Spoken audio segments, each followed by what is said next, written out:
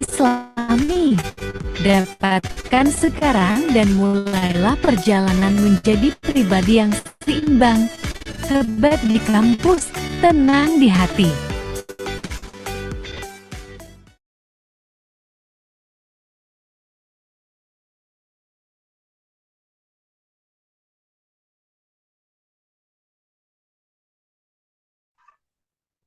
Assalamualaikum Bapak Ibu, selamat siang semuanya.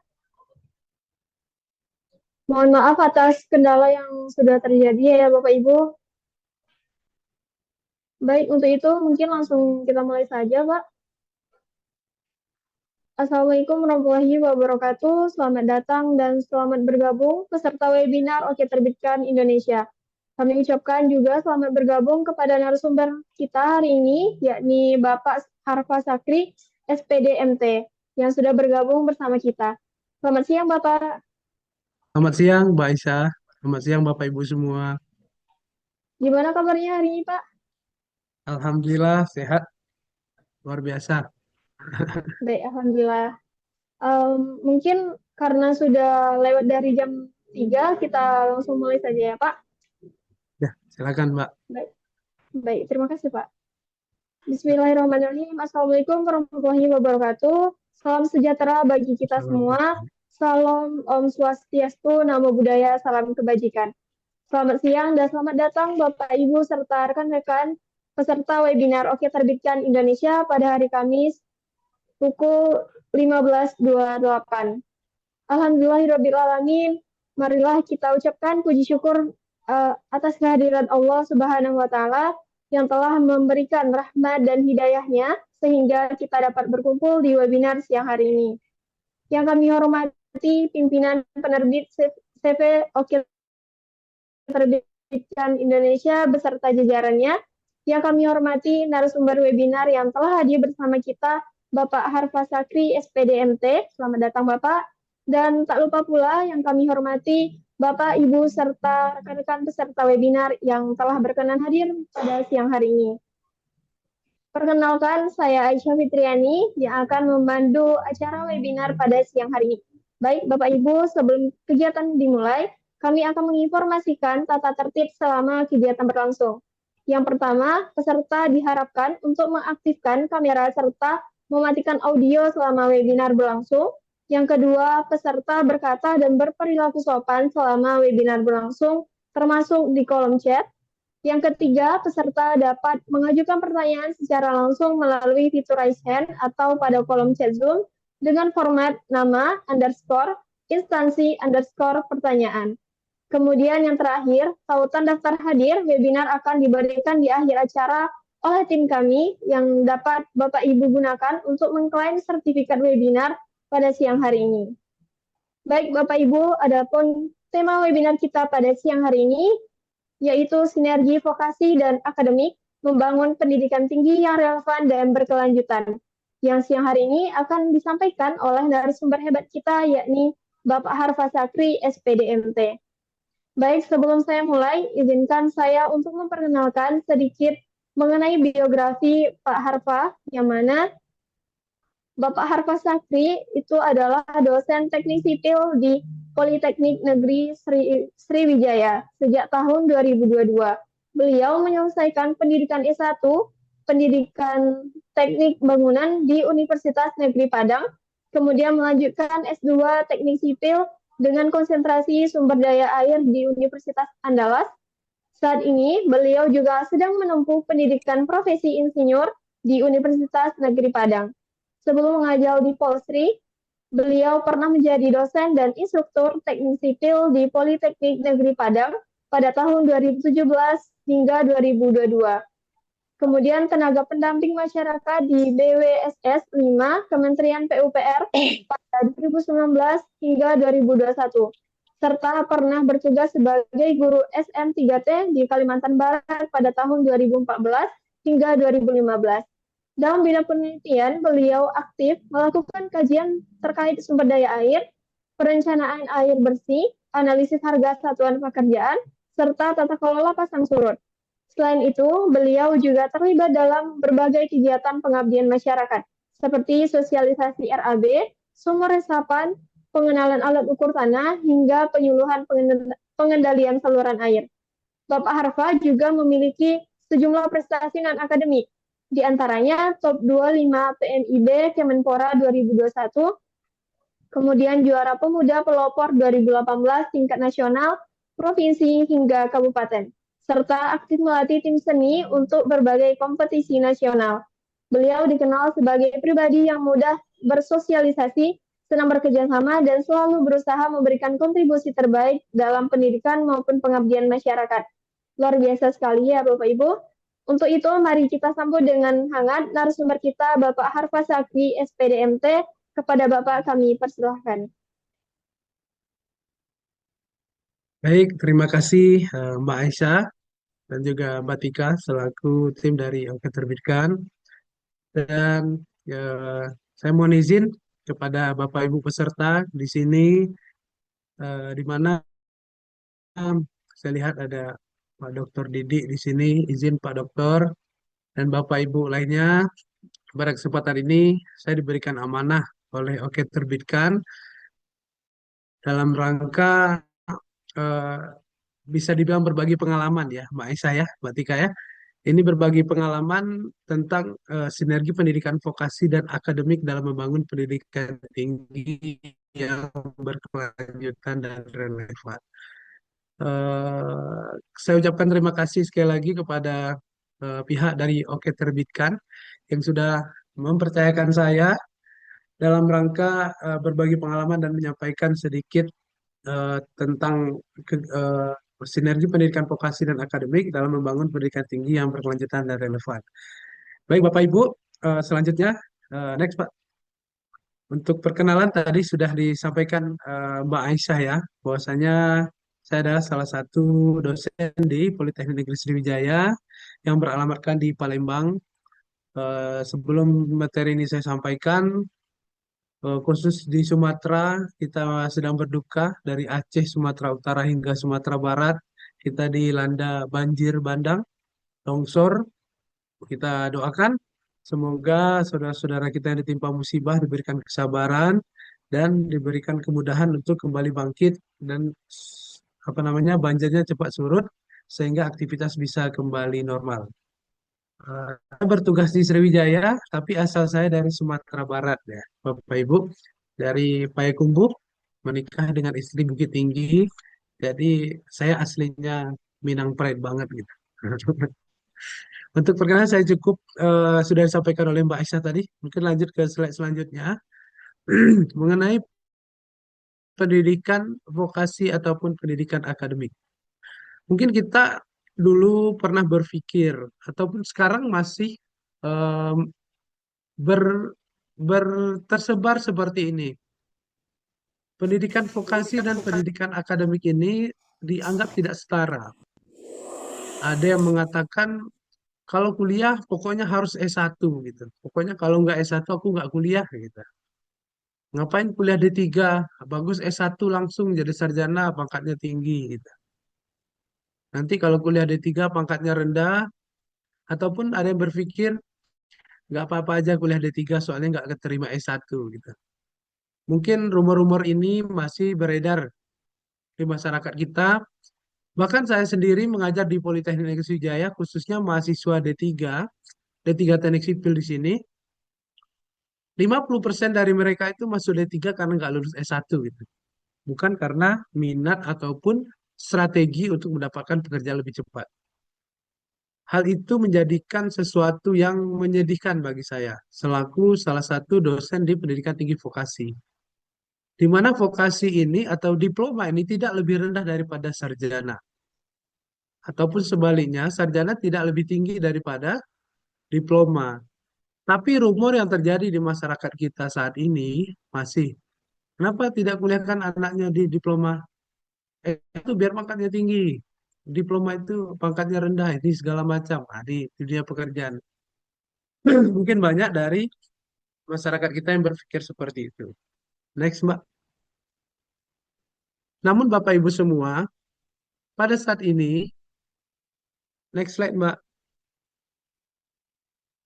pendidikan tinggi dihadapkan pada tantangan untuk menghasilkan lulusan yang tidak hanya memiliki pengetahuan teoritis, tetapi keterampilan praktis yang siap pakai. Maka dari itu, sinergi antara pendidikan vokasi dan pendidikan akademisi adalah kunci untuk mencapai tujuan ini, menciptakan sistem pendidikan tinggi yang berkelanjutan dan relevan dengan kebutuhan industri serta kebutuhan di kalangan masyarakat. Bapak Ibu, mungkin di sini ada yang berprofesi sebagai dosen, ada yang berprofesi sebagai guru. Pada saat ini sudah banyak model-model pembelajaran akademis di mana mahasiswanya itu atau peserta didiknya itu dibentuk untuk memiliki keterampilan yang tinggi, seperti memberikan materi-materi kuliah dengan banyak prakteknya seperti itu. Sedangkan pada pendidikan vokasi 60-70% itu kita bekali mahasiswa untuk dapat melakukan praktek atau keterampilannya yang paling utama. Lanjut, Mak.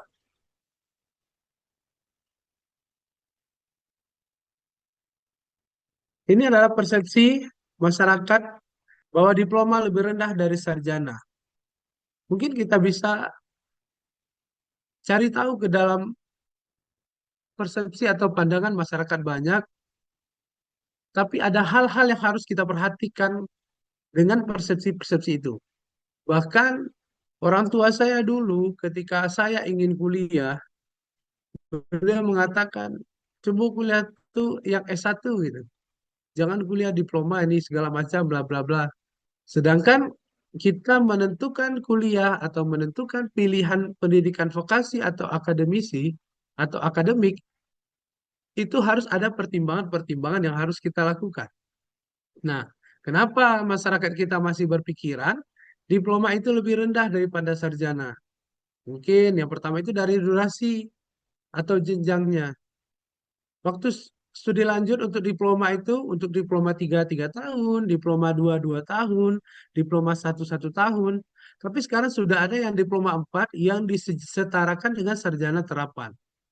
Jadi durasi yang lebih lama seringkali diartikan masyarakat itu tingkat kesulitannya dan nilai akademisnya itu lebih tinggi.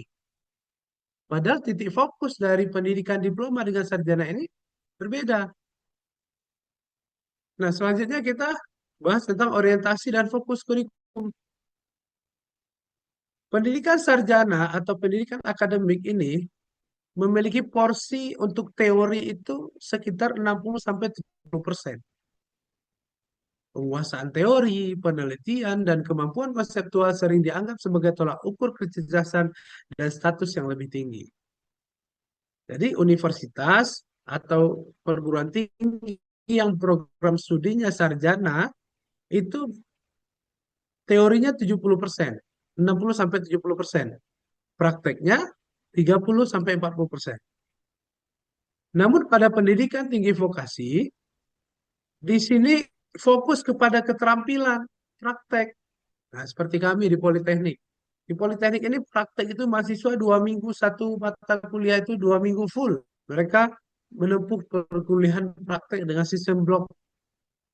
Maka dari itu keterampilan yang mereka dapatkan, keterampilan mereka asah dalam menjalankan pendidikan tinggi vokasi itu akan lebih tajam lagi. Meskipun ini membuat lulusan akan lebih siap kerja di bidang operasional, tapi masyarakat awam menyamakan saja, oh itu seperti pelatihan, seperti apalagi yang jenjang D1 atau D2. Nah, selanjutnya peluang karir dan akses jabatan. Kalau untuk sarjana, biasanya syarat minimum lamaran banyak perusahaan terutama untuk posisi manajerial, posisi-posisi strategis atau konseptor masih secara menyaratkan minimal gelarnya sarjana atau S1. Ini membatasi mobilitas vertikal lulusan diploma di mata masyarakat. Oh ya, untuk melamar posisi A tidak boleh D3, harus S1 gitu. Dan juga pandangan masyarakat itu gaji awal untuk yang eh, meskipun tidak selalu benar sih, secara umum beberapa posisi dengan persyaratan S1 itu rentang gaji awalnya itu di sektor tertentu yang turut mempengaruhi persepsi Berapa? status sosial seperti itu. Jadi eh, inilah mungkin yang menjadi faktor-faktor masyarakat ataupun publik masih menganggap pendidikan D3 itu lebih rendah dari S1 pangkatnya, tidak ke esensial bagian fokusnya kemana, seperti itu. Lanjut, Mbak.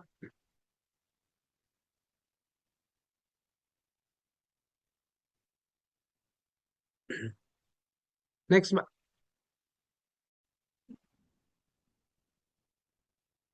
Namun, persepsi-persepsi tersebut harus kita rubah.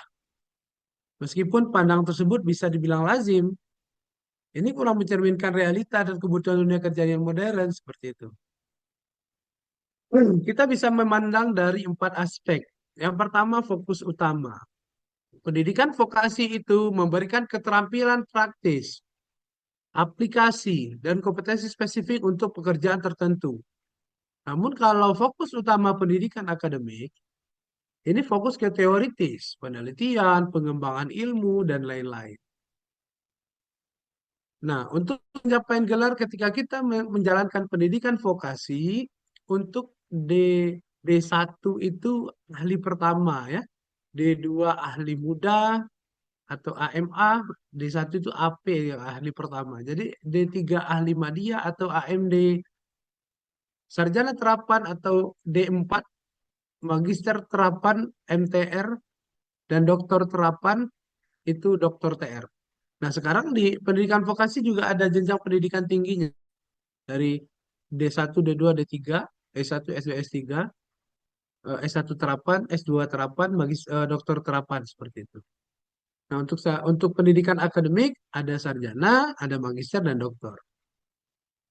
Untuk orientasinya, pendidikan vokasi ini ke dunia kerja, ke industri dan kebutuhan pasar. Dan bahkan sekarang sudah dibuka untuk studi lanjut sampai doktor terapan. Dan untuk pendidikan akademik, orientasinya itu pengembangan ilmu, studi lanjutan, dan karir yang non-praktisi.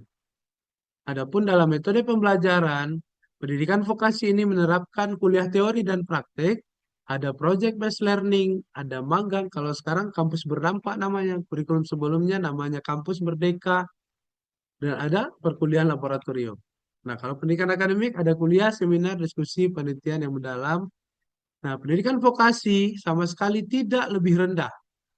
Mereka ada jalur untuk hal lain atau jalur yang berbeda dengan tujuan yang spesifik. Jika seseorang ingin menjadi praktisi terampil dan cepat memasuki dunia kerja, maka di sini adalah diploma atau pendidikan vokasi pilihan yang tepat dan strategis. Selanjutnya, jika seseorang ingin menjadi peneliti, akademisi, atau konseptor, itu bisa memilih jenjang sarjana atau akademik. Lanjut, Pak. Lanjut. Bapak Ibu, di sini kita ingin membahas kapan sih anak-anak kita arahkan untuk memilih kuliah vokasi atau kuliah diploma, dan kapan anak-anak kita arahkan untuk kuliah sarjana atau S1. Atau bahkan sekarang mahasiswa kita yang sedang menjalani perkuliahan, bahkan Bapak, mohon mahasiswa maaf saya ada yang mengizin, terjebak ya. untuk link Zoom ini akan berakhir, Pak. Jadi mohon untuk kembali ke link Zoom yang kami share paling awal ya, Pak. Oke. Maaf ya, Pak, sebelumnya, Pak.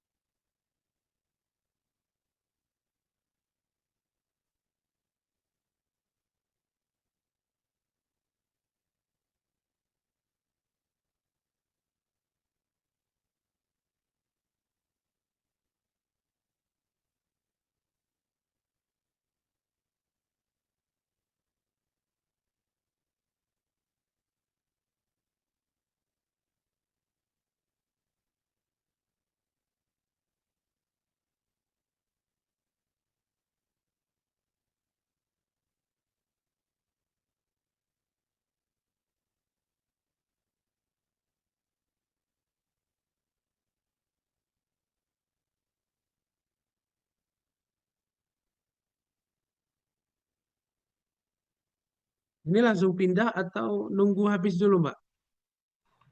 Boleh langsung pindah dulu, Pak. Oke, keluar dulu berarti dari sini ya. Iya, Bapak. Mohon maaf ya, Pak, mau pembicaranya.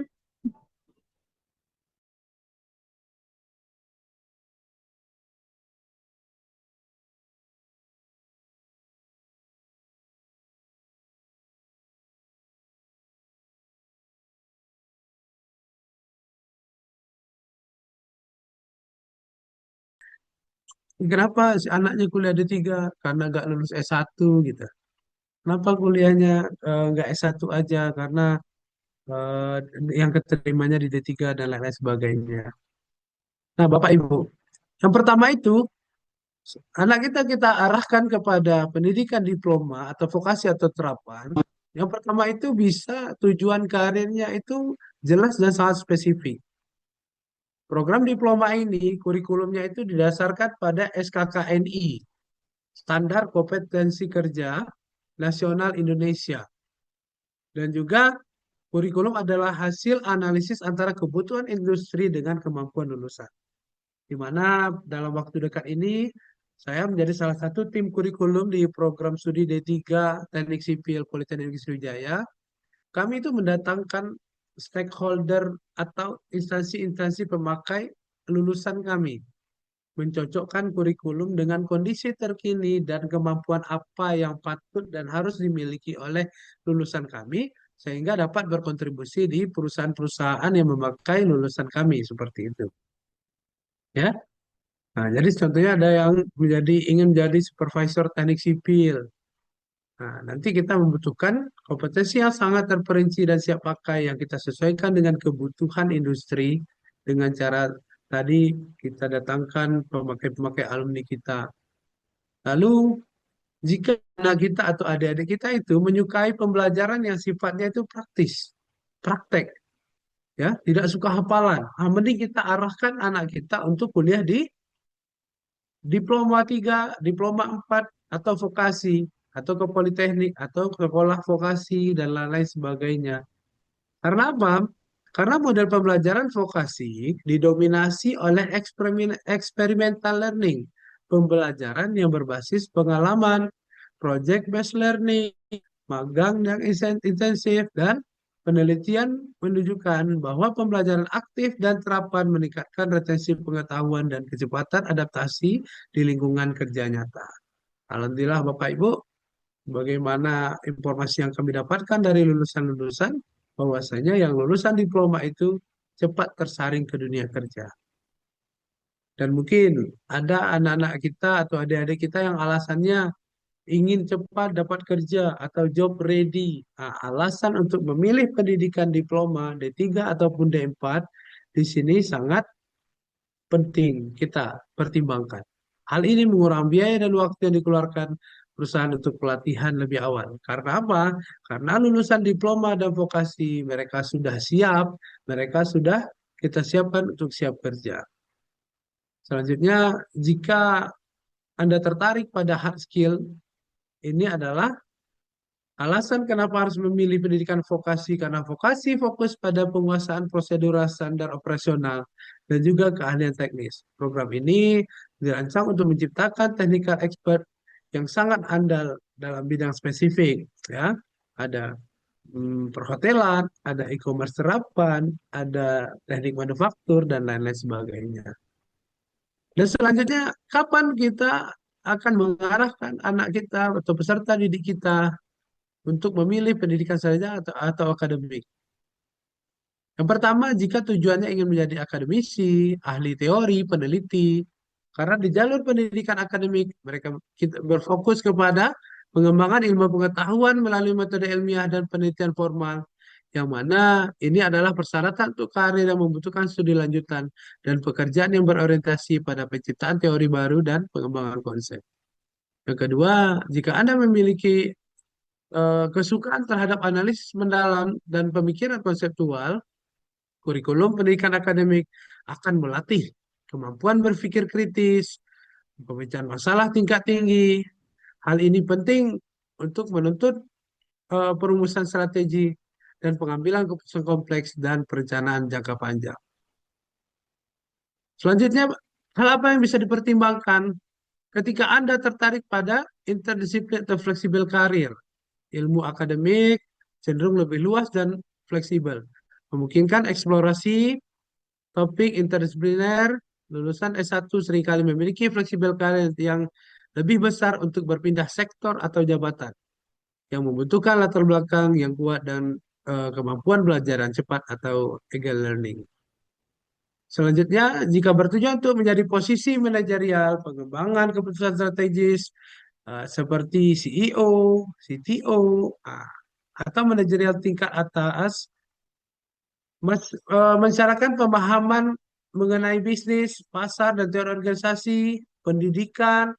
Nah, sarjana ini memiliki strategi untuk membekali lulusan dengan kerangka teori yang mendukung keputusan strategi dan kemampuan mengelola tim yang beragam. Nah, ini adalah kerangka kualifikasi nasional Indonesia.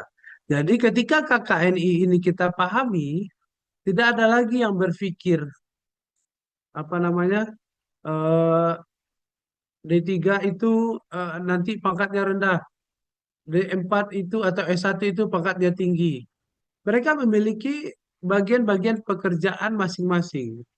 Ketika dia lulusan SMA itu adalah posisinya di level 1 dan level 2, dan D1 itu sedikit tinggi dari SMA level 3 tapi masih di posisi operator. Nah, untuk D2 sudah bisa menjadi analis atau teknisi. D3 dan D4 sudah bisa menjadi teknisi analis dan juga sudah memasuk ke posisi jenjang 6, 7 untuk D4 dan S1. Jadi, dalam kerangka kualifikasi nasional Indonesia, sebuah sistem yang menyetarakan dan mengintegritaskan kualifikasi dari pendidikan formal, pelatihan kerja, dan pengalaman kerja di Indonesia, KKNI ini memiliki 9 jenjang kualifikasi dari jenjang 1 terendah hingga jenjang tinggi, jenjang 9, yaitu S3 atau subspesialis, yang digunakan untuk mengakui kompetensi seseorang. Namun dari itu, dengan adanya pendapat pendidikan vokasi, pendidikan akademisi, kita dapat mensinergikan, melakukan sinergi pendidikan vokasi dan akademik untuk membangun masa depan pendidikan tinggi. Kita bisa lihat kenapa ada pentingnya sinergi. Mensinergikan bukan berarti kita harus menghilangkan salah satu. Berarti kita hapus diploma, langsung aja sarjana. Atau kita hapus sarjana, kita harus memulai semua dari diploma dulu. Bukan seperti itu. Melainkan kita dapat menggabungkan kekuatan keduanya antara vokasi dan akademisi untuk menciptakan lulusan yang utuh. Apa yang bisa kita lakukan itu? Kita relevansikan dengan dunia kerja. Lulusan vokasi unggul dalam hard skill, unggul dalam keterampilan teknis. Namun lulusan akademisi atau akademik unggul dalam soft skill, analisis, pemecahan masalah, berkomunikasi, dan dasar-dasar teoritis. Sinergi ini akan menghasilkan lulusan yang memiliki keseimbangan antara keterampilan teknis, pemahaman mendalam, dan juga kemampuan beradaptasi. Yang kedua, inovasi pengembangan ilmu. Akademik menyediakan kerangka teoritis dan hasil penelitian yang mutakhir. Sementara, vokasi ini menyediakan implementasi praktis dan feedback langsung dari lapangan. Jadi ini yang menyediakan kerangkanya, vokasi yang mengimplementasikannya. Sinergi ini mempercepat proses inovasi karena teori dapat segera diuji dan diterapkan dalam konteks praktis. Dan juga lifelong learning ini, pendidikan berkelanjutan, jalur pendidikan menjadi lebih fleksibel. Lulusan vokasi dapat melanjutkan ke jenjang akademik yang lebih tinggi. Sekarang sudah ada sarjana terapan atau D4 mendapatkan gelar STR atau sarjana terapan. Sarjana terapan bisa lagi melanjutkan pendidikan ke magister terapan atau MTR. Dan selanjutnya ada lagi dokter terapan atau DRTR dengan rekognisi pengalaman yang mendukung konsep pembelajaran sepanjang hayat dan mobilitas karir. Selanjutnya, model sinergi yang efektif dapat diwujudkan melalui beberapa cara. Yang pertama sekarang kurikulum terintegritas atau integrated curriculum. Contohnya program studi akademik memasukkan modul praktik dan magang wajib yang didesain bersama industri, sementara program vokasi harus memasukkan elemen-elemen penelitian terapan. Manfaatnya memastikan setiap lulusan memiliki paparan pada dimensi teori dan praktis. Seperti program pemerintah kampus berdampak sekarang, ada magang dari pemerintah, itu adalah salah satu bentuk sinergi yang efektif. Selanjutnya, dosen dan praktisi berbagi, ya, joint appointment, di mana dosen akademik terlibat dalam penelitian terapan di lapangan vokasi, praktisi industri diundang untuk mengajar di kampus baik vokasi maupun akademik untuk memastikan materi yang diajarkan di perguruan tinggi itu sesuai dengan perkembangan-perkembangan terbaru yang ada di industri. Selanjutnya, kita harus ada pusat unggulan terpadu, yang mana mendirikan pusat penelitian pengembangan yang melibatkan dosen, mahasiswa vokasi, mahasiswa akademik, dan mitra industri. Tujuannya adalah untuk melakukan penelitian terapan, di mana akan menghasilkan sebuah produk atau solusi dari setiap masalah dan itu bisa dikomersilkan. Dan selanjutnya program transfer atau dual degree, memudahkan mahasiswa vokasi untuk melanjutkan ke jenjang akademik, di mana dengan pengalaman kerjanya, dengan adanya mekanisme pengakuan kredit, rekomendasi pembelajaran lampau, maka pendidikan vokasi akan bisa lanjut ke pendidikan yang jenjang lebih tinggi. Nah, selanjutnya untuk manfaatnya, sinergi yang kuat antara pendidikan vokasi dan akademik dapat memberikan dampak positif yang berkelanjutan.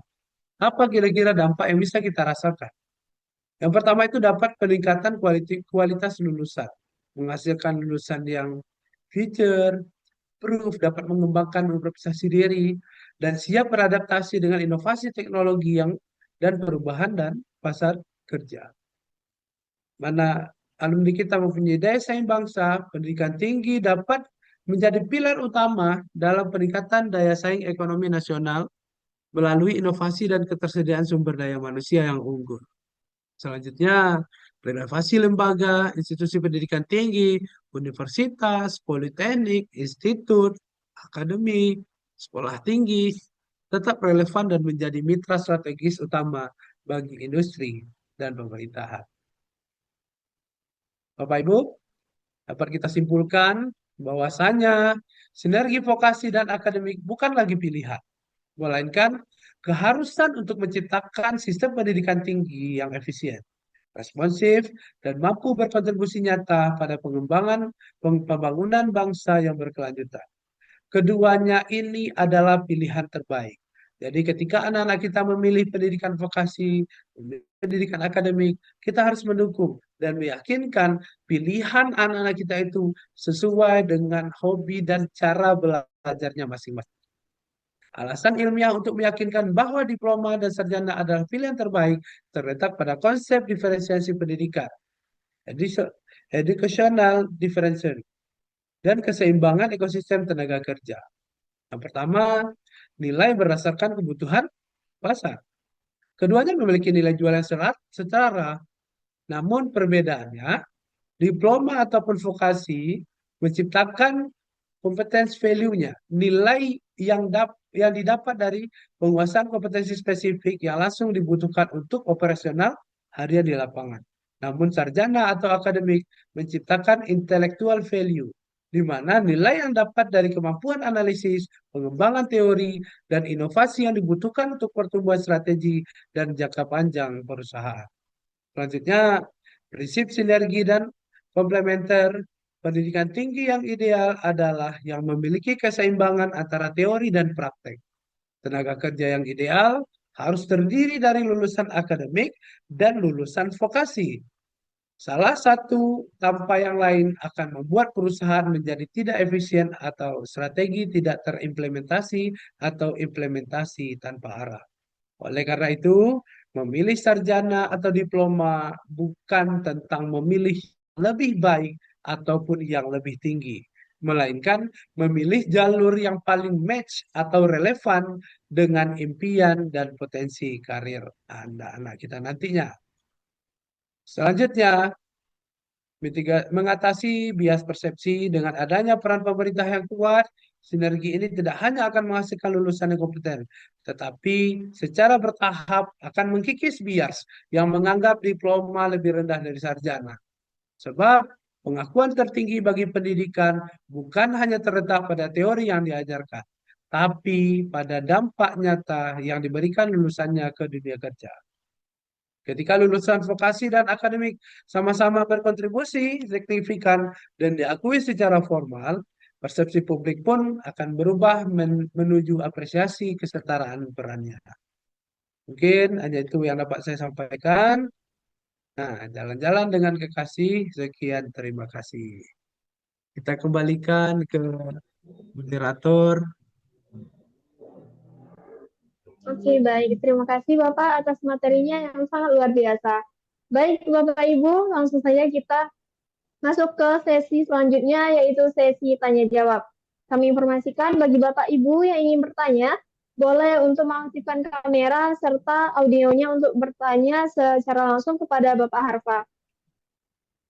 Apakah Bapak Ibu ada yang ingin ditanyakan langsung kepada Pak Harfa?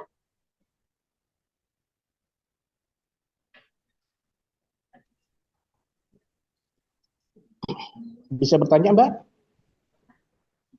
Bisa, Bapak. Ya, saya kenalkan sama nama saya Didi Tristianto yang minggu kemarin mengisi sebagai narasumber. Saya tanyakan begini, mengenai masalah kurikulum antara kurikulum tentang masalah vokasi sama yang akademis ya, antara yang antara yang D4 sama S1, berapa jumlah D4 di dalam suatu SKS sampai selesai gitu. Yang kedua, bagaimana persentase antara praktikum sama teorinya? Terima kasih, Pak. Assalamualaikum warahmatullahi wabarakatuh. Waalaikumsalam warahmatullahi wabarakatuh. Boleh Pak untuk pertanyaan Pak Didinya langsung dijawab saja Pak. Terima kasih Pak Dr. Didik. Untuk di kurikulum D4 itu setara dengan sarjana terapan. Minimal itu kita mahasiswa itu harus menamatkan 144 SKS sama dengan S1. Namun bobotnya 60-70% itu mata kuliahnya banyak di praktek ya. Jadi Bapak sedikit berbagi pengalaman, kami di Politeknik itu mata kuliah prakteknya bobotnya harus lebih dari 60%, Pak.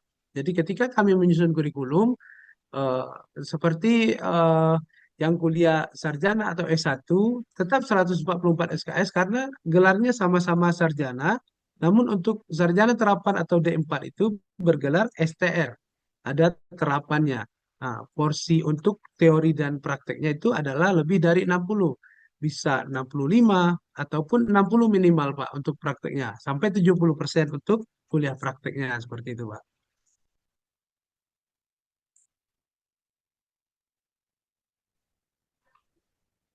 Gimana Pak Didit atas jawaban dari Ya, Pak Harfa?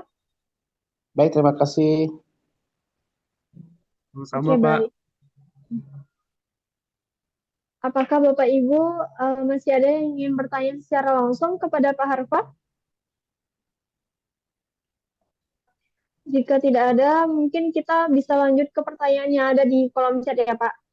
Di kolom chat itu sudah ada pertanyaan dari Ronauli Nadea. Pertanyaannya, izin saya bacakan ya Pak. Pertanyaannya yaitu bagaimana institusi pendidikan dapat mengukur dan menunjukkan dampak atau impact dari sinergi vokasi akademik kepada pemangku kepentingan atau stakeholders, dan menurut Bapak, dengan adanya dulu D1, mana lebih baik dari D3, dan mana lebih baik D3 kedinasan atau politeknik negeri maupun swasta di tengah pembahasan paling cepat siap bekerja dan penempatan. Terima kasih. Dan bagaimana institusi politeknik mengintegrasikan vokasi dengan penelitian akademik sesuai kurikulum untuk meningkatkan kualitas lulusan? Mohon untuk jawabannya, Pak. Baik, ini kepada Ibu ya, Ronauli Nadea. Iya, Pak. Institusi pendidikan itu dapat mengukur dan menunjukkan dampak atau impact dari sinergi vokasi akademik kepada penentu kepentingan stakeholders, seperti yang kita sampaikan tadi, ada KKNI-nya, di mana di KKN ini sudah ditentukan jenjang-jenjang, ada jenjang 1, jenjang 2, jenjang 3, jenjang 4, dan jenjang 5. Dulu ada program namanya Akademi Komunitas. Mungkin Bapak Ibu juga pernah terlibat dalam program Akademi Komunitas. Itu malah meminta lulusan diploma 2 untuk mempercepat adanya tenaga kerja yang memiliki kemampuan vokasi di jenjang diploma 2. Ada juga perguruan tinggi swasta ataupun negeri dengan diploma 1. Mungkin PKN STAN dulu kan D1. Itu adalah sebuah percepatan dengan eh, menambah tenaga kerja, tapi di bidang di jenjang diploma 1 dulu. Jadi tergantung kita, apakah kita berminat, apakah kita lebih berfokus kepada kuliah keterampilan, di mana 1 tahun kuliah kita harus langsung terjun ke dunia kerja dengan kesiapan mental, dengan kesiapan menghadapi tantangan-tantangan di dunia kerja, itu bisa kita memilih dulu untuk D1 dan langsung bekerja. Jadi di sini dengan adanya dulu D1 mana lebih baik, tidak ada, semuanya baik Bu. Tergantung tujuan kita kemana. Jadi kalau tujuan kita ingin menjadi akademisi, kita mulai dari D1, itu akan sangat lama untuk mencapai tujuan kita sebagai akademisi. Namun kalau tujuan kita ingin menjadi sebuah tenaga ahli, ahli di bidang suatu bidang tertentu, dan kita ingin cepat bekerja, tujuan yang tepat adalah D1, D2, ataupun D3. Karena tadi tidak ada yang lebih baik. Semuanya baik. Ada kita bisa melihat ada keluarga yang mengharuskan. Saya salut juga dengan salah satu rekan saya, eh, bisa dibilang Bapak Bapak Yefizar ini salah satu inspirator saya. Beliau ketua jurusan Teknik Informasi di Politeknik Negeri Padang. Bapak Ibu tahu, mungkin dulu beliau tidak memiliki keinginan untuk menjadi dosen. Tapi dengan keterbatasan perekonomian, begini cerita beliau, beliau kuliah di pendidikan swasta, yaitu D1 dulu, teknik komputer. Ketika beliau D1, beliau bisa bekerja di kampus tempat beliau kuliah, menjadi asisten labor atau segala macam, dan beliau melanjutkan D2, lanjut D3, lanjut S1, lanjut S2, sampai lanjut doktoral. Makanya yang saya sebutkan tadi, di sini tidak ada yang lebih baik, D1 atau D2 atau D3, nggak ada, semuanya baik. Namun tergantung kepada tujuan kita tadi. Kalau ibu tujuannya atau kita tujuannya ingin menjadi akademisi, terlalu lama karir kita. Tetapi kalau tujuan kita ingin mempercepat perekonomian atau artinya ingin menjadi orang yang cepat bekerja, cepat meringankan beban orang tua, tidak apa-apa. Ambil pendidikan D1 langsung bekerja. Nanti bekerja sambil kuliah, bekerja sambil kuliah. Dan lama-kelamaan kita akan mencapai posisi S3 ataupun S2 untuk menjadi seorang akademisi. Jadi di sini pertanyaannya bagaimana menurut Bapak dengan adanya dulu D3 mana yang lebih baik seperti itu.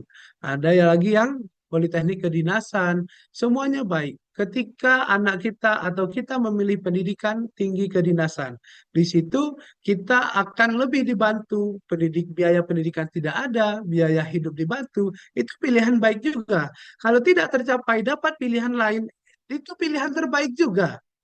Jadi apapun pilihan yang kita jalani, itu adalah pilihan terbaik dan kita yakini ketika kita masuk D1, berarti kita akan menempuh ini setelah ini. Ketika kita masuk S1 dan kita akan menempuh ini setelah ini, itu harus kita sadarkan ketika kita sudah menempuh pendidikan tersebut, seperti itu. Dan bagaimana institusi politeknik mengintegrasikan vokasi dan pendidikan akademik sesuai kurikulum yang meningkatkan kualitas lulusan. Nah, di sini untuk penelitian ini kami sudah mulai mengajak mahasiswa, ada mahasiswa yang MBKM kurikulum lama itu, ada yang melakukan penelitian akademik untuk merealisasikan.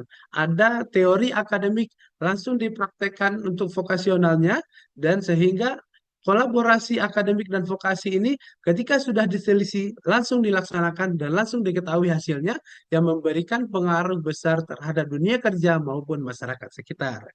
Oke, seperti itu pencerahan dari kami, Ibu Ronauli Nadia. Baik, terima kasih Pak atas jawabannya. Kita lanjut ke pertanyaan selanjutnya, yaitu dari Bapak Kutsi Holil. masih di room chat juga, Pak.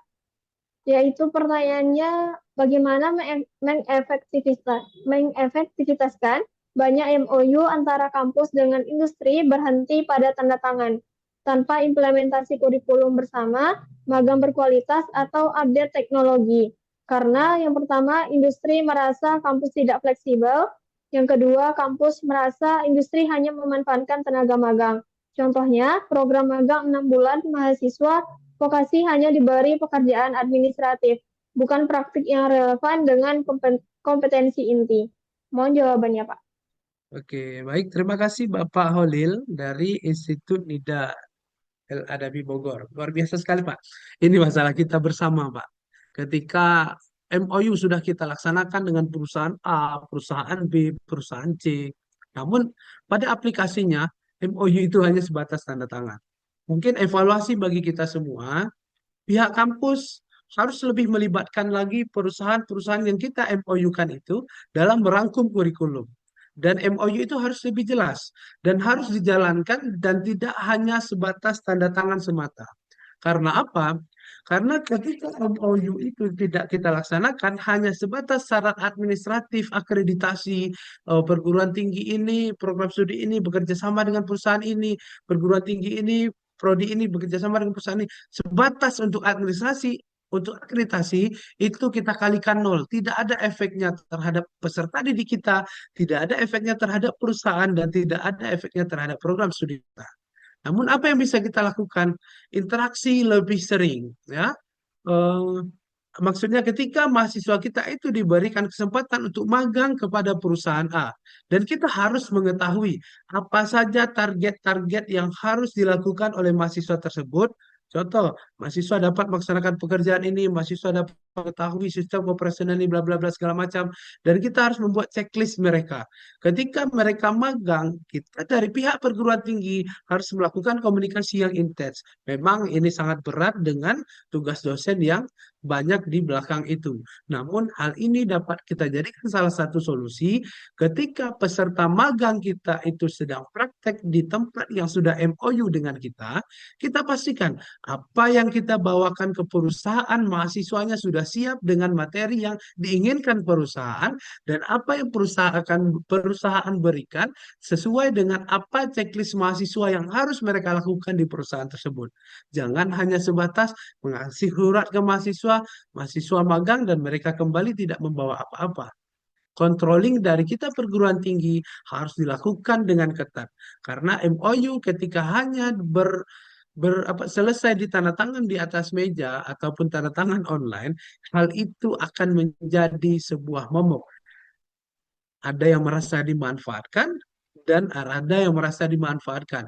Seperti, oh ya, prodi ini bekerja sama dengan kita, MOU-nya sudah kita tanda tangan, dokumen kita dibutuhkan untuk akreditasi saja. Namun impact terhadap perusahaannya tidak ada. Makanya tadi ada yang Bapak sampaikan, ada yang magang 6 bulan, mahasiswanya hanya dikasih pekerjaan administratif dan bukan praktik yang relevan sesuai dengan kompetensinya. Hal itu banyak terjadi, Pak. Di kami pun juga terjadi, itu lambat laun, mari kita sama-sama mulai evaluasi diri. Kita harus sadar dengan ketidakintenan kita untuk membimbing mahasiswa kita berkomunikasi dengan supervisor mereka di lapangan, dan juga perusahaan juga harus saling sadar bahwasanya kita sudah bekerja sama, sudah ada surat MOU kita antara perusahaan A dengan perguruan tinggi kita. Maka apa yang diberikan perusahaan, perguruan tinggi juga harus memberikan. Apa yang diterima perguruan tinggi, perusahaan juga harus menerima hal itu sesuai dengan MOU. Ketika MOU kita jalankan, intensitas komunikasi atau kontrol kita terhadap mahasiswa yang magang dengan supervisor yang kita amanahkan itu akan lebih maksimal dalam implementasinya. Mungkin seperti itu pencerahan dari kami, Bapak Holil. Ya. Baik, terima kasih Pak atas jawabannya. Sebelum kita masuk ke pertanyaan terakhir yang ada di kolom chat, sekali lagi kami tanyakan kepada Bapak Ibu, apakah ada yang ingin bertanya secara langsung kepada Pak Harfa? Oke, sepertinya tidak ada ya Pak. Kita lanjut ke pertanyaan terakhir yang ada di kolom chat, yaitu dari Ibu Harini Suci. Pertanyaannya yaitu kompetensi Apa saja yang harus diprioritaskan agar lulusan vokasi dan akademik mampu bersaing di tingkat nasional maupun global? Baik, terima kasih Bu Arini Suci. Pendidikan vokasi atau pendidikan akademik kita memiliki kurikulum yang sudah kita susun dan sistem kurikulum yang kita susun sudah kita sesuaikan dengan kebutuhan stakeholder. Apa saja yang harus mereka harus diprioritaskan untuk lulusan tersebut? Pastinya, contoh, orang pendidikan bahasa Inggris harus bisa berbahasa Inggris. Nah, itu Bu. Dalam pendidikan akademik, pendidikan bahasa Inggris jurusannya, namanya aja pendidikan bahasa Inggris. Minimal harus bisa berbahasa Inggris untuk mengajarkan materinya kepada peserta didiknya. Bagaimana lulusan kita pendidikan bahasa Inggris tetapi tidak bisa berbahasa Inggris itu akan tidak dapat bersaing. Jangankan di tingkat nasional, di tingkat lokalnya aja tidak bisa bersaing. Kalah mungkin di bagian micro teaching dan lain sebagainya. Untuk yang vokasi, silahkan pahami inti dari kemampuan terapan jurusan Anda. Contoh jurusan teknik sipil kami sendiri. Kalau mahasiswa teknik sipil tidak menguasai keterampilan menggambar, kalau mahasiswa teknik sipil tidak bisa menguasai keterampilan menghitung RAB, kalau mahasiswa teknik sipil tidak bisa menguasai keterampilan untuk mengawasi pekerjaan, dia tidak akan bisa bersaing di tingkat nasional. Artinya, apapun bidang pendidikan tinggi atau jurusan kita masing-masing, siapkanlah spesifik dari masing-masing jurusan. Contohnya, anak sistem informasi atau komputer. Dia sudah sarjana komputer, tapi tidak bisa menginstal laptop, tidak bisa memperbaiki dan hal-hal yang berhubungan dengan dengan sistem informasi. Hal itu harus kita pastikan. Makanya di pendidikan vokasi, mata kuliah praktik itu kita ujiannya mahasiswa harus bisa mengoperasikan alat ini. Kalau tidak bisa gagal, ulang lagi, ulang lagi, ulang lagi sampai anak itu bisa seperti itu. Jadi kalau pertanyaan Ibu, kompetensi apa saja yang harus diprioritaskan lulusan vokasi dan akademik agar bisa mampu bersaing di tingkat nasional, kompetensi sesuai dengan jurusannya masing-masing. Seperti yang saya contohkan tadi di bagian bahasa Inggris dan teknik sipil. Adapun untuk kompetensi selanjutnya selain dari kompetensi inti dari sesuai dengan jurusan kita masing-masing, seperti kemampuan untuk berkomunikasi, kemampuan untuk disiplin dalam waktu, apalagi yang namanya perusahaan dan dunia kerja itu sangat membutuhkan kedisiplinan yang lebih tinggi. Seperti itu, Ibu Arini. Oke, baik. Terima kasih atas jawabannya, Pak. Mungkin untuk sesi pertanyaan kita cukupkan dahulu, Pak, karena mengingat waktu kita yang terbatas juga. Oke, kemudian kita lanjutkan ke acara selanjutnya, yaitu perkenalan produk CV Oke Terbitkan Indonesia. Dalam hal ini akan disampaikan oleh General Manager kami, yakni Etsa Nurski. Kepada Saudari Etsa, kami persilahkan. Baik, Assalamualaikum warahmatullahi wabarakatuh. Selamat siang dan salam sejahtera untuk kita semua. Baik, saya akan memperkenalkan produk dari Oke Terbitkan Indonesia. Sebelumnya, Bapak Ibu, nanti jika ada yang ingin ditanya, boleh melalui room chat atau bisa menghubungi nomor admin kami yang akan dikirim melalui room chat ataupun melalui PowerPoint. Baik Bapak Ibu bisa melihat di layar PowerPoint kalau penerbit kami sudah terdaftar di IKAPI dengan nomor 026 RAU 2025. Baik, selanjutnya saya akan memperkenalkan produk kami yang pertama yaitu paket penerbitan hemat. Di paket penerbitan hemat ini hanya dengan harga 500.000, Bapak Ibu tentunya sudah mendapatkan buku ber-ISBN, template buku, layout profesional, desain cover, editor berpengalaman, royalti penjualan 20%, dan tentunya akan mendapatkan buku sebanyak 2, sertifikat penulis, e-book, serta video ulasan buku. Di paket hemat ini, Bapak Ibu penulis yang ingin menerbitkan buku untuk mengambil paket hemat, Bapak Ibu yang akan memasukkan naskahnya ke dalam layout dan menurunkan Turnitin maksimal 25%. Tentunya di webinar ini ada diskon 10% menjadi harganya 450.000. Selanjutnya kami ada paket tunggal. Paket tunggal ini adalah paket instannya dari hemat. Kalau di paket hemat, Bapak Ibu yang memasukkan naskahnya ke dalam template yang akan kami kirimkan dan menurunkan Turnitinnya. Sedangkan di paket tunggal ini, Bapak Ibu hanya instan, hanya mengirimkan naskahnya saja. dengan harga 1 juta, Bapak Ibu sudah mendapatkan buku ber-ISBN plus haki hanya 1.450.000. Tentunya ada diskon 10% di saat webinar berlangsung. Dan fasilitasnya tentunya mendapatkan layout, editing profesional, sertifikat penulis, royalti 20%, video ulasan buku, dan Bapak Ibu bisa mengajak 3 temannya, serta mendapatkan 3 buku fisik. Selanjutnya kami ada paket konversi.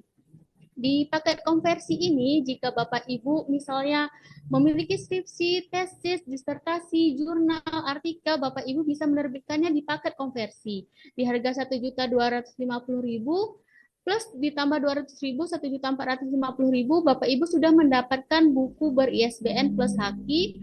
Lalu tentunya fasilitasnya akan mendapatkan e-book gratis, 3x lempar buku gratis, terindeks Google Scholar, sertifikat penulis, royalti 20%, buku terbit dengan ISBN, video ulasan buku, promosi penjualan, naskah maksimal 200 halaman, dan tentunya Bapak Ibu bisa mengajak 3 temannya. Jadi harganya lebih murah ya Bapak Ibu. Dan tentunya di saat webinar ini akan mendapatkan diskon 10% dari harganya 1.450.000, Bapak Ibu hanya membayar 1.305.000, dan jika ajak temannya dibagi 3 itu tentunya lebih murah, sekitar 300 ribuan.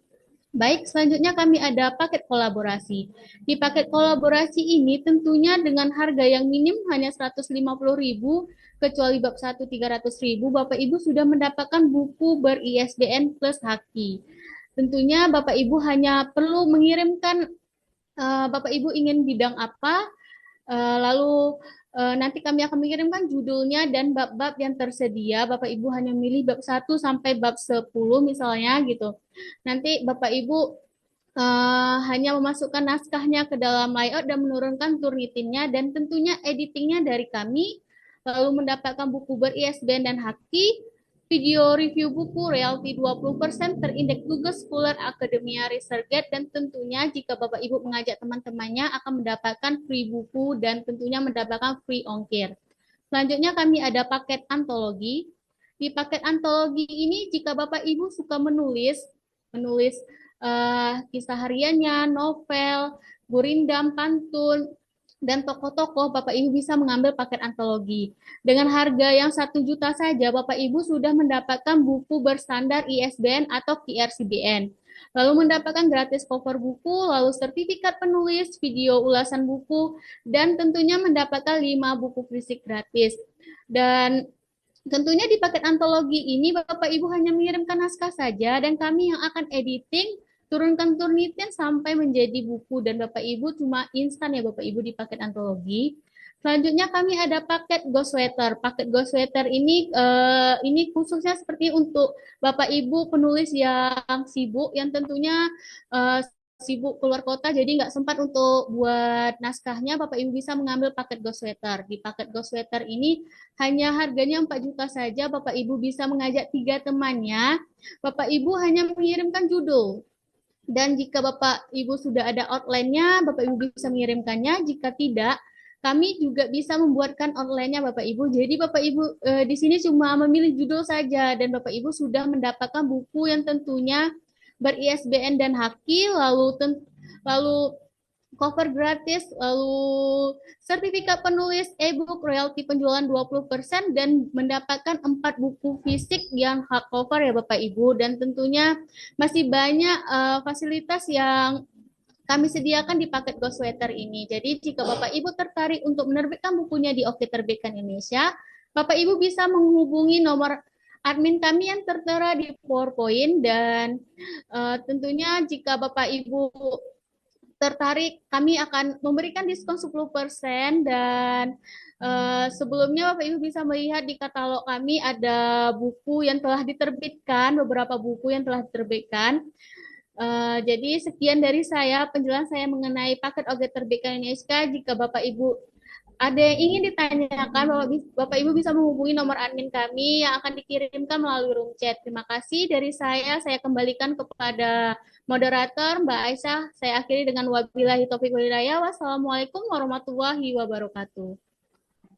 Baik, waalaikumsalam warahmatullahi wabarakatuh.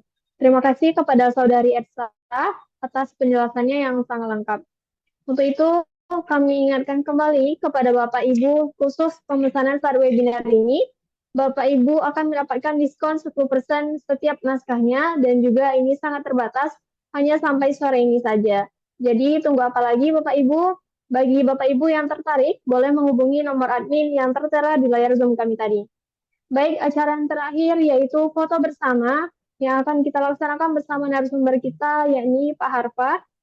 Izin Pak, kami mohon Bapak Ibu untuk mengaktifkan kameranya sejenak karena kita akan foto bersama narasumber hebat kita pada sore hari ini. Jangan lewatkan kesempatan ini, karena ini bisa dijadikan momen untuk diposting di Instagram, Facebook, maupun sosmed lainnya. Baik, saya akan memandu sesi foto bersama ini. Pak Arfa, sudah siap ya Pak? Baik, Bapak Ibu juga sudah siapkan? Kami mohon untuk memberikan senyuman yang terbaiknya pada sore hari ini. Oke, 1, 2, 3.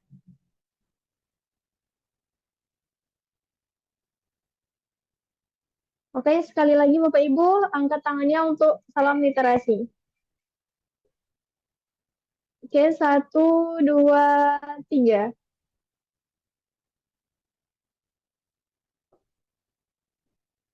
Baik Bapak Ibu, alhamdulillahirrahmanirrahim, sudah tiba di akhir acara webinar pada sore hari ini.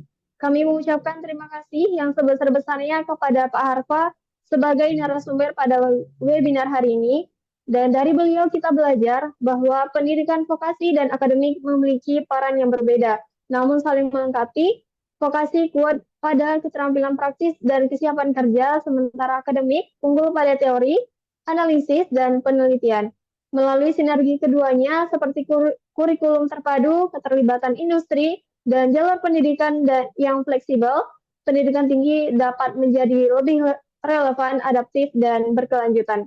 Dengan memahami fungsi masing-masing jalur, kita dapat menghilangkan bias bahwa diploma lebih rendah dari sarjana, karena keduanya sama-sama penting untuk menghasilkan SDM yang kompeten dan berkontribusi nyata bagi perkembangan dunia kerja dan bangsa. Baik, saya Aisyah Fitriani, selaku moderator hari ini, memohon maaf karena banyak sekali kendala dari kami pada hari ini ya Pak, Bapak Ibu. Dan kami juga mohon maaf jika ada perkataan atau tindakan kami yang kurang berkenan bagi Bapak Ibu. Dan terima kasih juga kepada Bapak Ibu yang sudah bersedia hadir pada siang hari ini. Untuk sertifikat dan link absensi akan kami bagikan di room chat, dan mohon untuk mengisi agar dapat diklaim sertifikat webinar pada hari ini. Untuk Pak Harfa juga kami ucapkan terima kasih banyak atas waktunya pada sore hari ini Pak. Nantinya juga akan ya Pak. Baik. Oke, kami dari Oke Terbitan Indonesia pamit undur diri. Assalamualaikum warahmatullahi wabarakatuh. Waalaikumsalam warahmatullahi wabarakatuh. Terima kasih Bapak Ibu semua. Sukses selalu Oke Terbitan Indonesia. Pak Tika, Mbak Aisyah, terima kasih. Terima kasih Pak. Terima kasih kembali Pak. Ada suara di dalam panah yang tak ingin diam selamanya. Bukan sekadar tulisan di kertas, tapi dunia yang menanti dibahas. Penerbit Oke Terbitkan Indonesia, mendengarnya duluan saat naskahmu masih dalam bayangan. Bukan sekadar mencetak halaman, kami memberi nyawa pada impian. Tak perlu ragu pada batas dan waktu, kami temani dari awal hingga bukumu tumbuh. Penerbit Oke Terbitkan Indonesia bukan sekadar jasa, tapi jembatan antara ide dan semesta. Jika kata adalah cahaya, kami lampu yang menjaga sinarnya. Penerbit Oke Terbitkan Indonesia berani berjanji tak terbit 100% kembali tanpa kompromi. Kami bukan hanya bekerja, kami percaya pada makna. Penerbit Oke terbitkan Indonesia berdiri tegak, mendukung penulis hingga jejakmu nampak. Kabar yang berbicara, isi yang menyentuh, setiap halaman kami kemas penuh peluh. Penerbit Oke terbitkan Indonesia, tak asal jalan, kami hadirkan buku yang berkesan dan bertahan. Buku bukan produk, tapi warisan rasa, dan kau sang pencipta semesta kata. Penerbit Oke terbitkan Indonesia, menjaga makna karena setiap penulis patut dijaga. Tak ada mimpi yang terlalu tinggi jika percaya dan terus menulis lagi. Penerbit Oke terbitkan Indonesia akan ada di balik kisahmu yang luar biasa. Kini giliran karyamu bersuara, menembus ruang, menembus udara.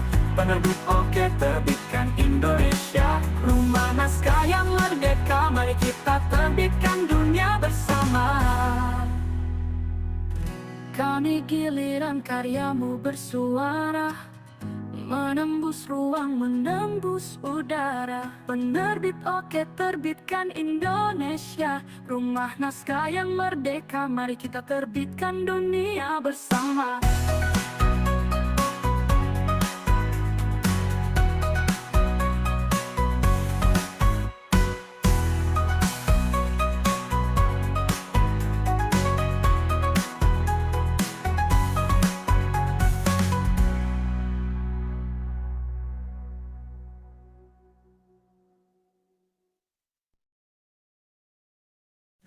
Ada suara di dalam pena yang tak ingin diam selamanya.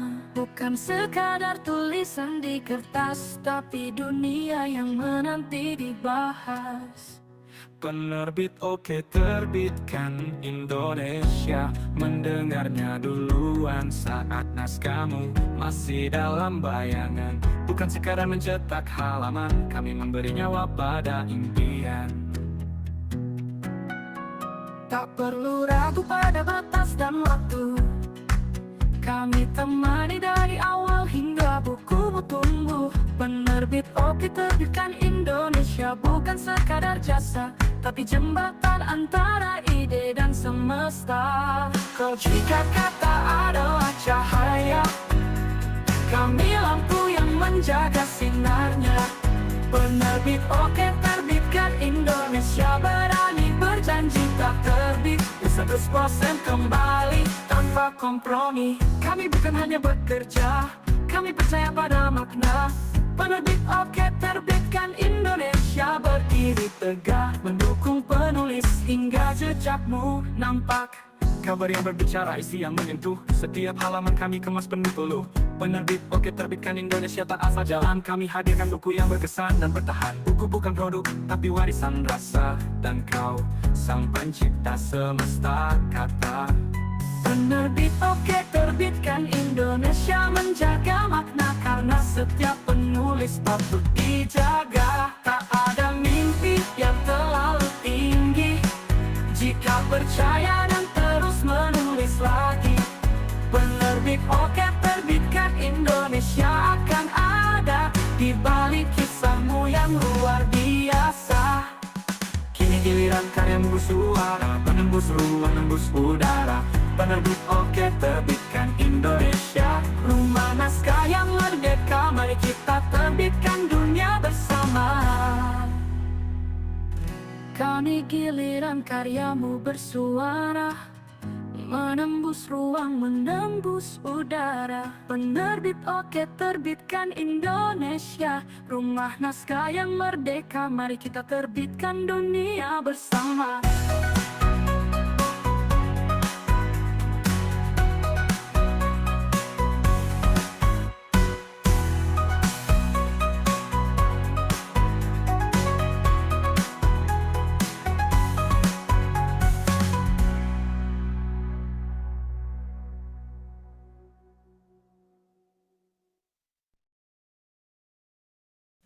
Ada suara di dalam pena yang tak ingin diam selamanya. Bukan sekadar tulisan di kertas, tapi dunia yang menanti dibahas. Penerbit oke terbitkan Indonesia, mendengarnya duluan saat naskahmu masih dalam bayangan. Bukan sekadar mencetak halaman, kami memberi nyawa pada impian. Tak perlu ragu pada batas dan waktu, kami temani dari awal hingga bukumu tumbuh. Penerbit oke terbitkan Indonesia, bukan sekadar jasa, tapi jembatan antara ide dan semesta. Kau jika kata adalah cahaya, kami lampu yang menjaga sinarnya. Penerbit oke terbitkan Indonesia, berani berjanji tak terbit 100% kembali tanpa kompromi. Kami bukan hanya bekerja, kami percaya pada makna. Penerbit oke terbitkan Indonesia, berdiri tegak mendukung penulis hingga jejakmu nampak. Kabar yang berbicara, isi yang menyentuh, setiap halaman kami kemas penuh peluh. Penerbit oke terbitkan Indonesia, tak asal jalan, kami hadirkan buku yang berkesan dan bertahan. Buku bukan produk, tapi warisan rasa, dan kau sang pencipta semesta kata. Penerbit oke terbitkan Indonesia, menjaga makna karena setiap penulis patut dijaga. Tak ada mimpi yang terlalu tinggi jika percaya dan terus menulis lagi. Penerbit oke terbitkan Indonesia akan ada di balik kisahmu yang luar biasa. Kini giliran karyamu bersuara, menembus ruang, menembus udara. Penerbit oke terbitkan Indonesia, rumah naskah yang merdeka, mari kita terbitkan dunia bersama. Kini giliran karyamu bersuara, menembus ruang, menembus udara. Penerbit oke terbitkan Indonesia, rumah naskah yang merdeka, mari kita terbitkan dunia bersama.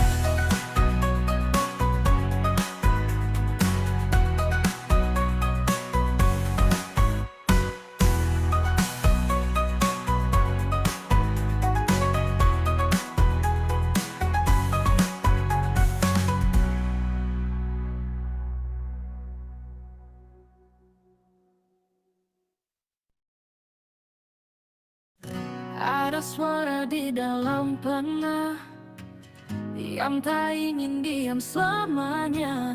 Bukan sekadar tulisan di kertas, tapi dunia yang menanti dibahas. Penerbit oke terbitkan Indonesia, mendengarnya duluan saat naskahmu masih dalam bayangan. Bukan sekadar mencetak halaman, kami memberi nyawa pada impian. Tak perlu ragu pada batas dan waktu, kami temani dari awal hingga bukumu tumbuh. Penerbit oke terbitkan Indonesia, bukan sekadar jasa, tapi jembatan antara ide dan semesta. Kau jika kata adalah cahaya, kami lampu yang menjaga sinarnya. Penerbit oke terbitkan Indonesia, berani berjanji tak terbit 100% kembali tanpa kompromi. Kami bukan hanya bekerja, kami percaya pada makna. Penerbit oke terbitkan Indonesia, berdiri tegak mendukung penulis hingga jejakmu nampak. Kabar yang berbicara, isi yang menyentuh, setiap halaman kami kemas penuh peluh. Penerbit oke terbitkan Indonesia, tak asal jalan, kami hadirkan buku yang berkesan dan bertahan. Buku bukan produk, tapi warisan rasa, dan kau sang pencipta semesta kata. Penerbit oke terbitkan Indonesia, menjaga makna karena setiap penulis patut dijaga. Tak ada mimpi yang terlalu tinggi jika percaya dan terus menulis lagi.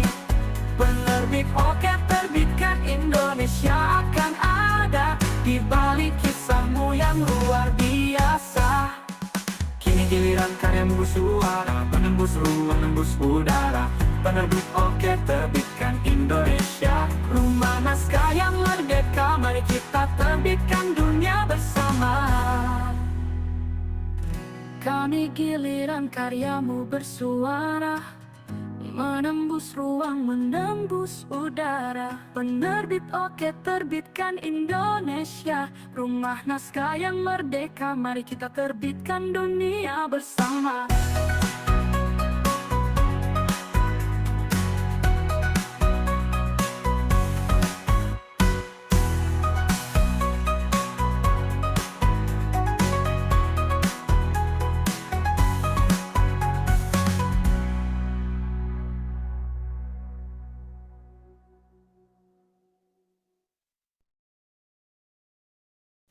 Ada suara di dalam pena yang tak ingin diam selamanya. Bukan sekadar tulisan di kertas, tapi dunia yang menanti dibahas. Penerbit Oke terbitkan Indonesia, mendengarnya duluan saat naskahmu masih dalam bayangan. Bukan sekadar mencetak halaman, kami memberi nyawa pada impian. Tak perlu ragu pada batas dan waktu, kami temani dari awal hingga bukumu tumbuh. Penerbit Oke terbitkan Indonesia, bukan sekadar jasa, tapi jembatan antara ide dan semesta. Kau jika kata adalah cahaya, kami lampu yang menjaga sinarnya. Penerbit Oke terbitkan Indonesia, berani berjanji tak terbit 100% kembali tanpa kompromi. Kami bukan hanya bekerja, kami percaya pada makna. Penerbit Oke terbitkan Indonesia, berdiri tegak mendukung penulis hingga jejakmu nampak. Kabar yang berbicara, isi yang menyentuh, setiap halaman kami kemas penuh peluh. Penerbit Oke terbitkan Indonesia, tak asal jalan, kami hadirkan buku yang berkesan dan bertahan. Buku bukan produk, tapi warisan rasa, dan kau sang pencipta semesta kata. Penerbit Oke terbitkan Indonesia, menjaga makna, karena setiap penulis patut dijaga. Tak ada mimpi yang terlalu tinggi jika percaya dan terus menulis lagi. Penerbit Oke terbitkan Indonesia akan ada di balik kisahmu yang luar biasa. Kini giliran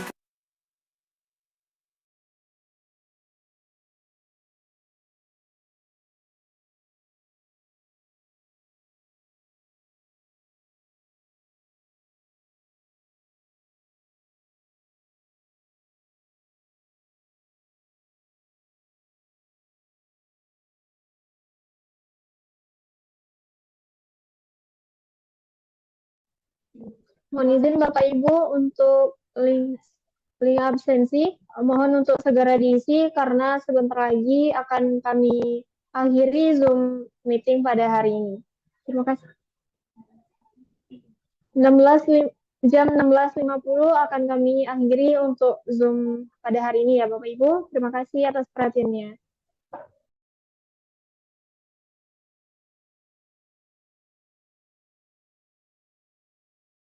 Banyak orang punya ide, punya naskah,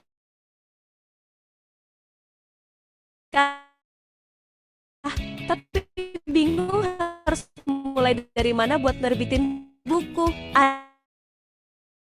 Ada yang takut ribet, ada juga yang nggak tahu harus kemana. Nah, di Oke Terbitkan Indonesia, kamu nggak perlu pusing. Semua prosesnya jelas, didampingi, dan hasil akhirnya profesional. Cocok buat penulis pemula, mahasiswa, atau dosen sekalipun. Yuk, jangan biarin idemu cuma ngendap, waktunya bikin buku pertamamu jadi nyata. Oke Terbitkan Indonesia, saatnya karyamu diakui dunia.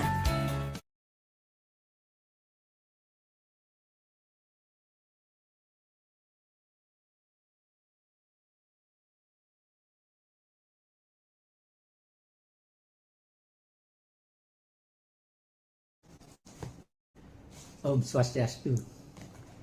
Saya Gede Sedana dari Denpasar, Rektor Dwi Jendra University, mengucapkan terima kasih kepada penerbit Oke Terbitkan Indonesia karena telah memfasilitasi penerbitan buku saya ini yang berjudul Penguatan Modal Sosial Subak dalam Pertanian Padi. Nah, jadi saya merasa terfasilitasi mulai dari pengeditan, kemudian desain, kemudian memberikan pilihan-pilihan gambar, sampailah pada jadi buku ini, kemudian sudah lengkap dengan ISBN, terdaftar di Perpusnas, dan kemudian pun juga di Google Scholar, dan bahkan untuk memudahkan mendapatkan buku ini sudah bisa dilihat, diakses di e-commerce. Oleh karena itu, sekali lagi saya mengucapkan terima kasih kepada penerbit Oke Terbitkan Indonesia yang telah memfasilitasi penyelesaian dari buku saya ini yang berjudul Penguatan Modal Sosial Subak dalam Pertanian Padi Berbasis Agribisnis. Sekali lagi, oke. Om Santi Santi Santi Om.